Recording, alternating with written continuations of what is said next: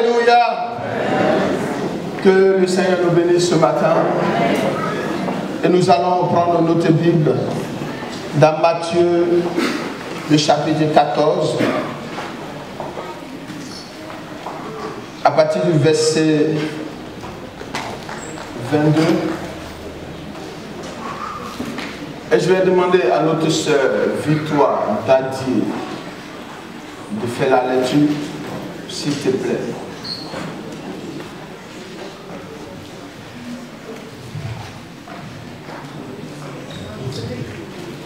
Aussitôt après, il obligea les disciples à monter dans la barque et à passer avant lui de l'autre côté.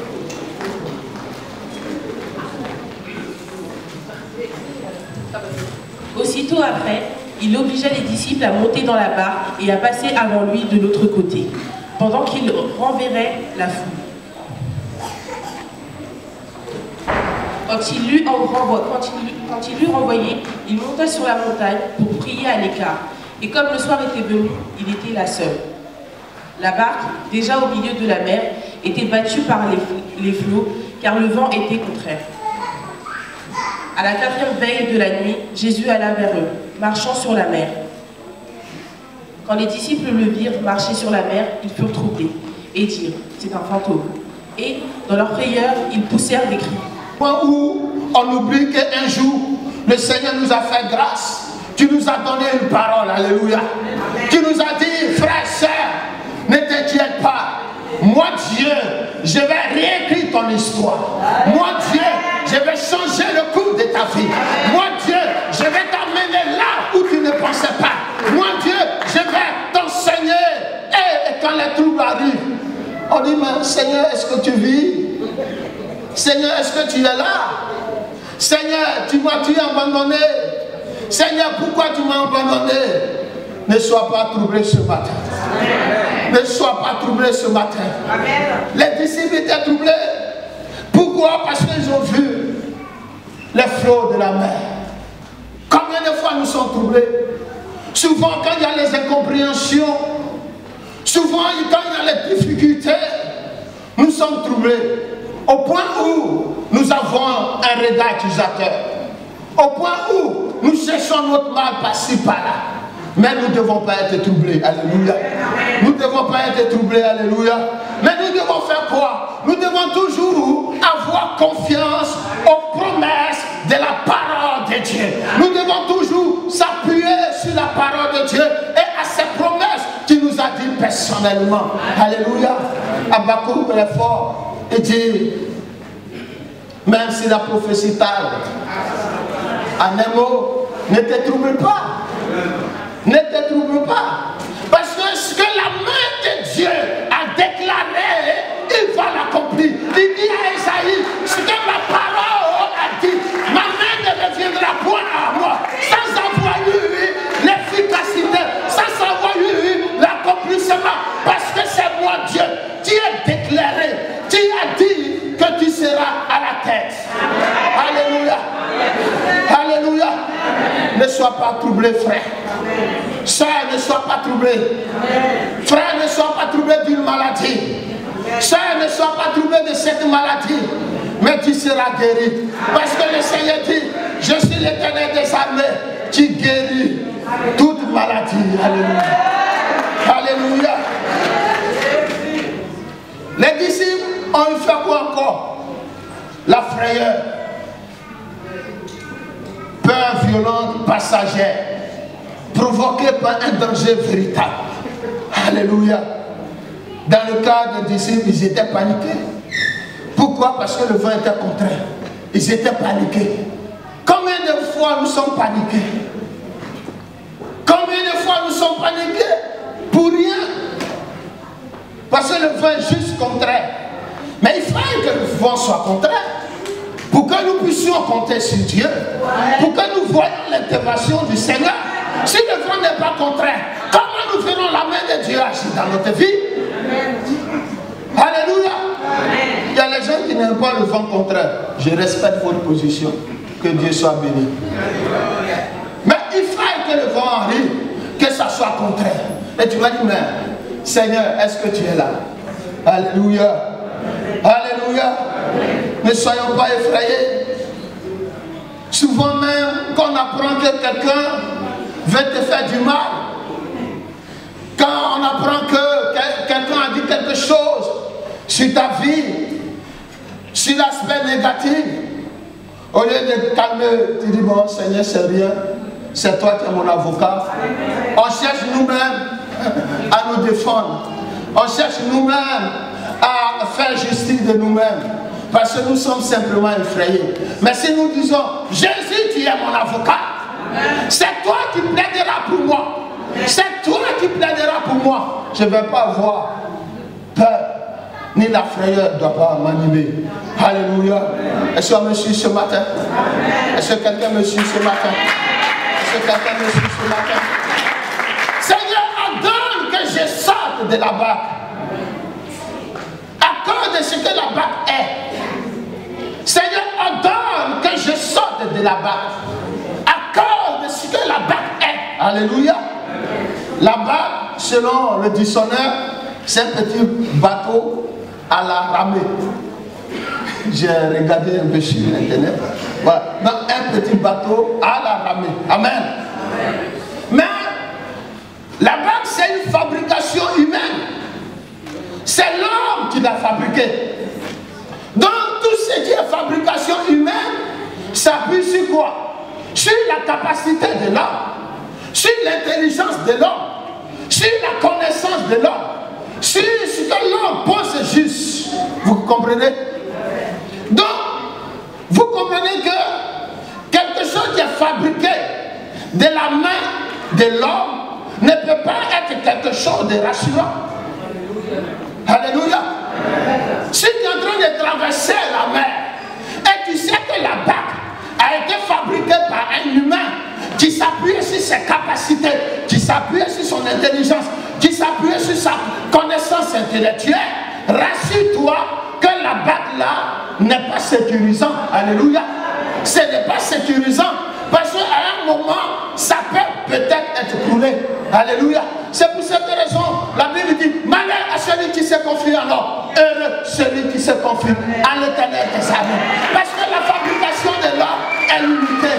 Parce que la fabrication de l'homme est limitée. Mais c'est la fabrication d'Adonai, le Dieu puissant, l'alpha et l'oméga, Jésus de gloire, qui n'est pas limité. Alléluia. Alléluia.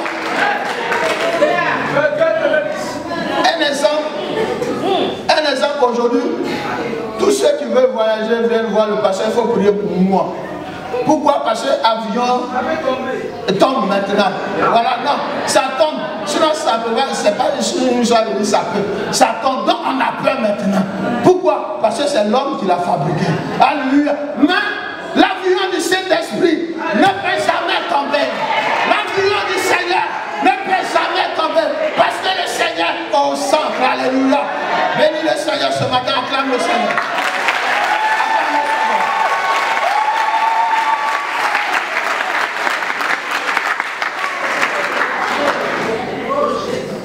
Bien-aimé, dis ce matin, Seigneur, ordonne que nous sortions de la compréhension humaine. Seigneur, ordonne que nous sortions de notre propre capacité. Seigneur, ordonne que je sorte de ma propre connaissance. Parce que ma connaissance n'est rien devant toi. Parce que ma fabrication n'est rien devant toi.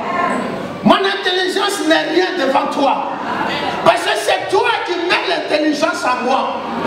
Frère, si tu avais cette capacité de compter sur toi-même, si tu avais cette capacité de compter sur tes biens matériels, si tu avais cette capacité de compter sur ton chétier, laisse-moi te dire ce matin, oh, dis au Seigneur, je ordonne que je sors de ma compréhension humaine. Alléluia. Seigneur, ordonne que je sorte de la barque. À cause de ce que la mer est, ordonne que je sorte de la barque. À cause de ce que la mer est. La mer est l'image du monde sans Dieu. La mer, c'est l'image du monde sans Dieu. C'est cet esprit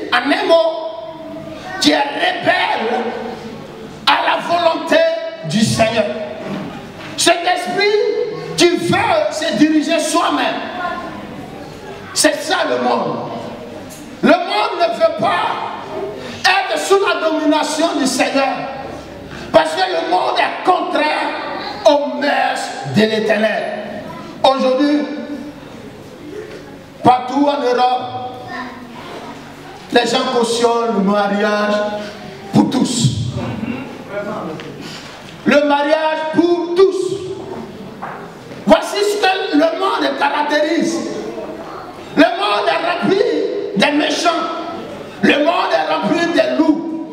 Le monde est rempli de tout. Les cris de guerre par-ci par-là.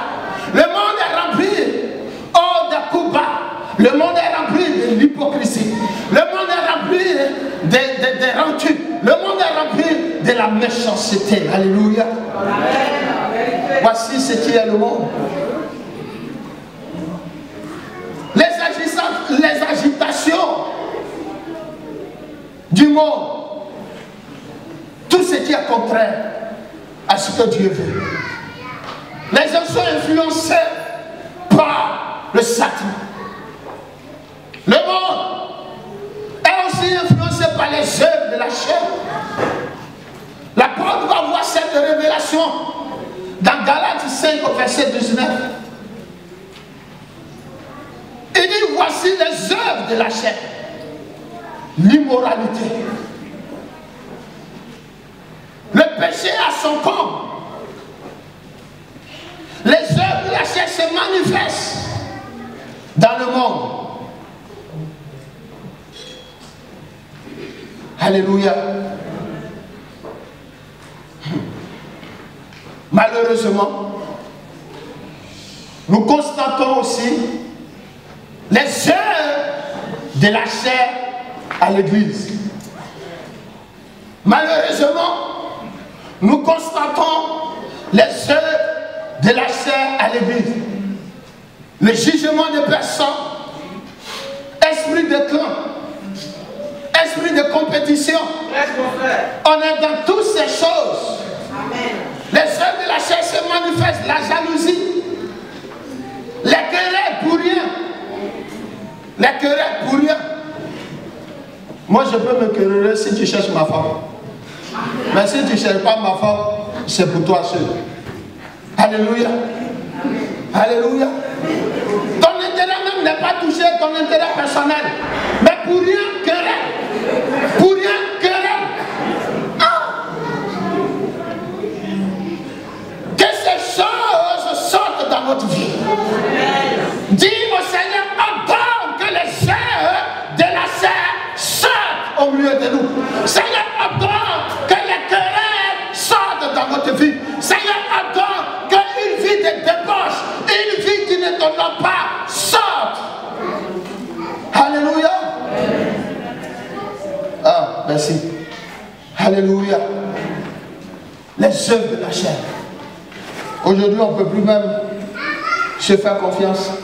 On ne peut plus même se confier à quelqu'un. De peur que demain, sur la place publique, tout le monde... Ah, ça sort même. Bon, je ne voulais pas dire ça, je voulais me limiter à là. Amen. On ne peut plus.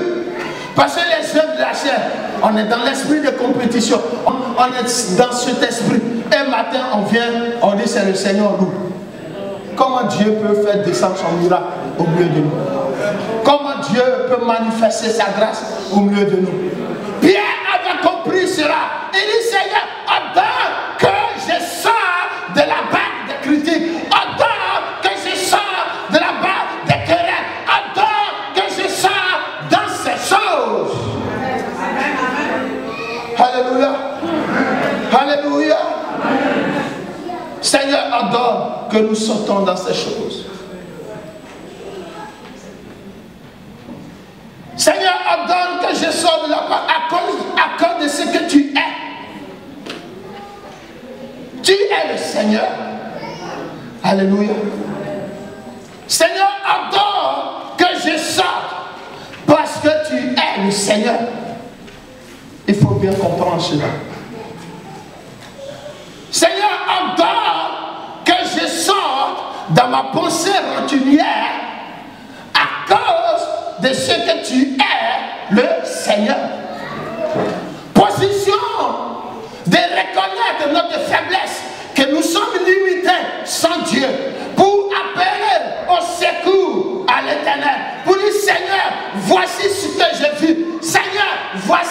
vie. Sans toi, je ne peux pas sortir de mon péché mignon. Sans toi, je ne peux rien. Seigneur, au secours, sauve-moi de ma querelle. Seigneur, au secours, sauve-moi de mon orgueil. Seigneur, au secours, sauve-moi. Attends que je sorte à cause de ce que tu es, le Seigneur. Alléluia. À cause de ce que tu es, le Seigneur.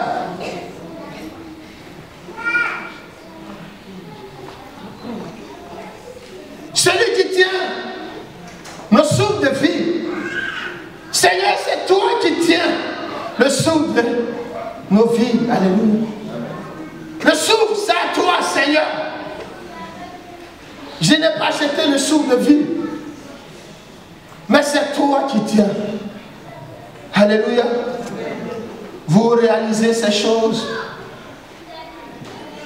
Si Dieu décide dessus d'arrêter ton souffle de vie pour que tu viennes auprès de lui, toi-même tu vas lutter déjà. Maintenant tu ne sais pas dans quel camp tu iras. Tu ne sais pas dans quel camp tu iras. Parce que tu es encore dans la barque de l'orgueil. Tu es encore dans la barque des querelles. Tu es encore dans la barque de frustration. Tu frustres et puis on te frustre. Tu es encore dans la barque de toutes ces choses. Amen. Donc si le Seigneur, toi-même tu luttes. Seigneur, est-ce que... Mais il est souverain. S'il t'a pris, l'enfer t'est réservé. Oui, ma soeur, c'est vrai. Si tu ne sors pas de la barque du péché, si tu ne sors pas de la barque des querelles, si tu ne sors pas dans cette barque et que le Seigneur te prend aujourd'hui, l'enfer t'est réservé. À cause de ce que tu es, le Seigneur, à cause de ce que tu es, l'autorité dans ma vie, à cause de ce que tu es, l'autorité. Alléluia. Le Seigneur a l'autorité sur ta vie. La Bible dit qu'il a la vie sur la mort. C'est l'Éternel qui décide. C'est Dieu qui donne la vie.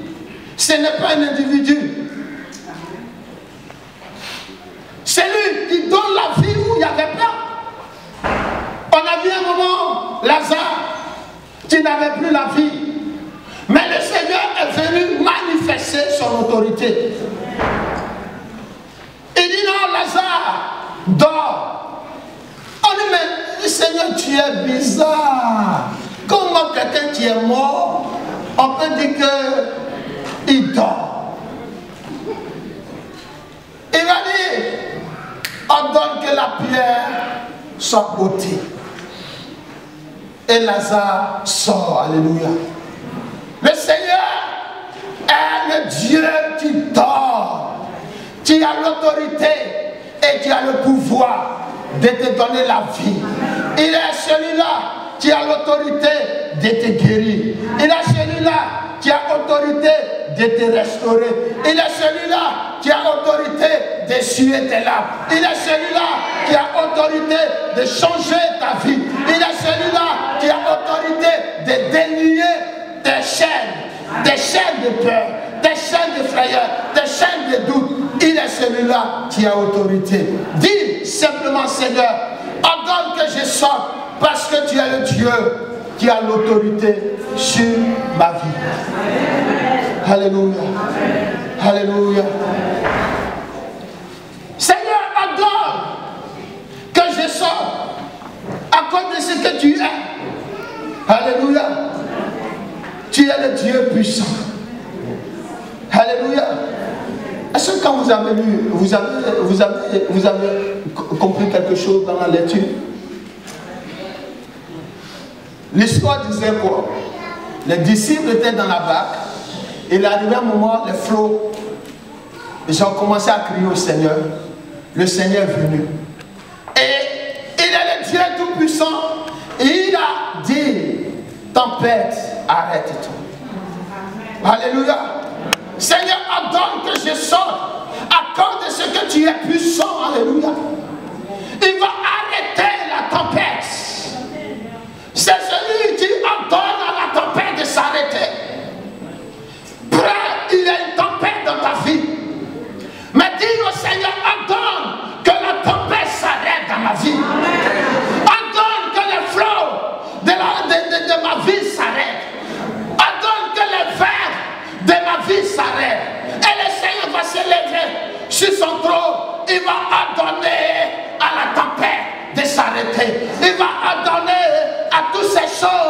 de s'arrêter dans ta vie.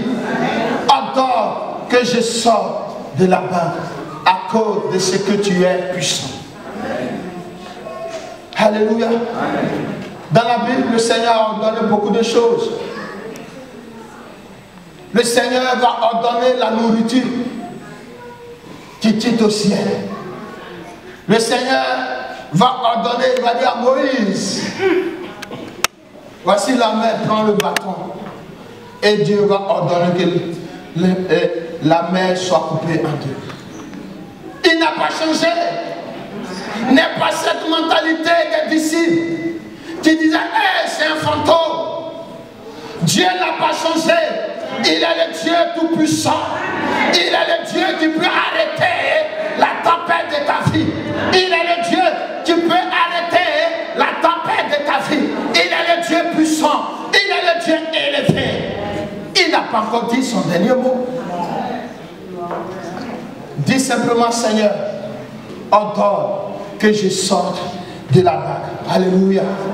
Alléluia. Seigneur, ordonne que je sorte de la vague à cause de ce que tu es puissant. Alléluia. Alléluia. Tu peux dire à cause de ce que tu es puissant. Alléluia. Seigneur, ordonne que je sorte de la vague à cause de ta souveraineté. Dieu est souverain. Alléluia. Dieu est souverain. Il peut permettre la tempête. Ça ne veut pas dire qu'il t'a oublié. Alléluia. Alléluia. Souvent, quand les jeunes convertis et que nous traversons des moments difficiles, on dit, ah Seigneur, tu m'éprouves trop. Mais moi, franchement, je n'ai pas encore compris cela. Parce que le Seigneur dit, il ne peut pas nous éprouver au-delà de notre foi. C'est-à-dire, si nous traversons peut-être une tempête ou bien une situation, il sait qu'on peut maîtriser cela. Amen, vous me comprenez? Mais quand tu dis, Seigneur, Seigneur, tu m'éprouves trop, c'est que tu refuses même la tempête. Il faut que la tempête arrive dans ta vie pour que le vent te souffle un peu, pour que tu aies la fraîcheur, c'est ça, hein? Voilà. Pour que le vent te souffle un peu. Sinon, si tu es sur le soleil juste là, c'est pas bien. Amen. Il faut aussi que la tempête arrive. Alléluia. Amen, amen, amen, amen, amen, amen. Amen, amen, amen, amen, amen. Amen, amen, amen, amen, amen, amen, amen, amen, amen, amen. Alléluia. Alléluia. Dieu soit béni. Amen. Parce que maman Nyangou m'a inspiré ce chant et depuis une semaine j'ai commencé à aimer. Alléluia. Alléluia. Ne crains pas la tempête, reste tranquille.